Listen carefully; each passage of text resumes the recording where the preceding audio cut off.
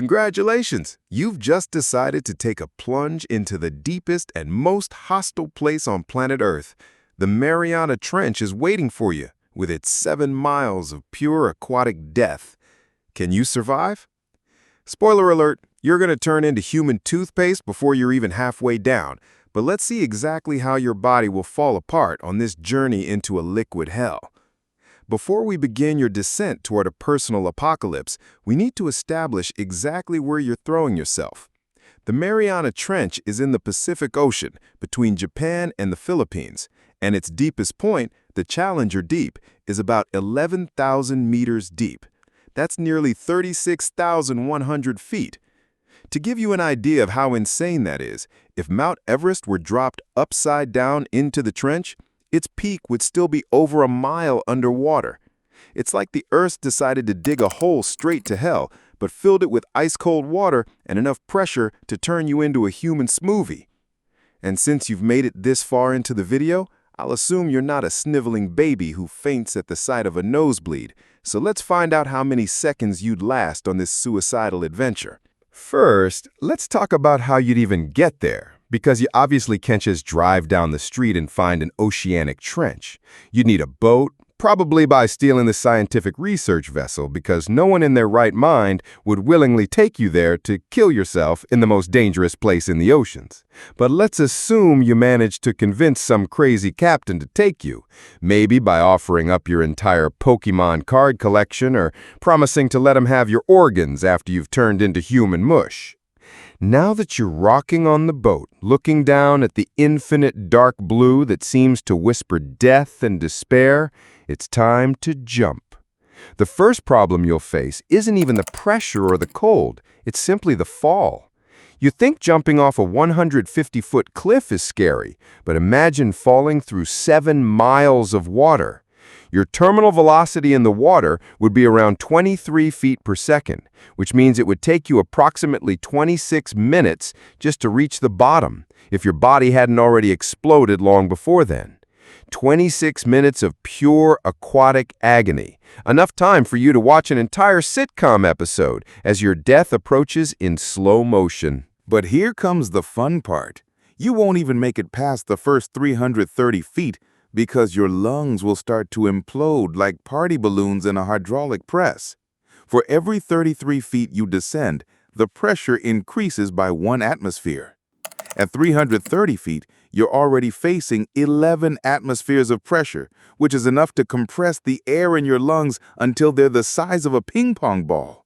Your chest will start to ache like an elephant is sitting on top of you. But don't worry, that's just the appetizer for the feast of pain that's coming. Continuing your journey toward the center of the Earth, at 985 feet deep, your eardrums will burst like popcorn in a microwave. Blood will start to leak from your ears, creating little red clouds in the water around you, as if you're a wounded shark signaling to all the marine predators that there's a free snack slowly descending. The pain will be unbearable, like someone stabbing knitting needles directly into your brain. But relax, you've already lost your hearing, so at least you won't hear your own screams of despair echoing through the water. At 1,600 feet, which is about the depth where even the most advanced military submarines start to get nervous, your body will go into full panic mode. Your lungs, which were already compressed like a broken accordion, have now completely collapsed. You are officially drowning in the most technical sense of the word, but ironically, the pressure is so intense that water can't even enter your lungs properly because there's no more space. It's like trying to fill a trash bag that's already being crushed by a steamroller. Upon reaching 3,300 feet deep, you've entered the bathypelagic zone, also known as the midnight zone, where sunlight never reaches and the water temperature is around 39 degrees Fahrenheit. Your body, which was already undergoing an accelerated decomposition process due to the pressure, is now also freezing. Your muscles are stiffening like meat in a freezer.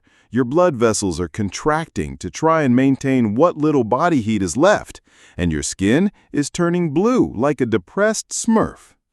But wait, the party is just getting started, because at 10,000 feet, you have officially entered the abyssopelagic zone, home to creatures that look like they've come straight from a cosmic horror artist's worst nightmares. Umbrella-sized jellyfish with tentacles that glow in the dark. Fish with teeth that look like electric saws. And giant squid that could use you as a toothpick. But don't worry, you've been dead for a while now, so at least you won't feel it when they start to use you as a midnight snack. At 20,000 feet, you're descending through the hadal pelagic zone. The name comes from Hades, the Greek god of the underworld, because apparently scientists also have a dark sense of humor.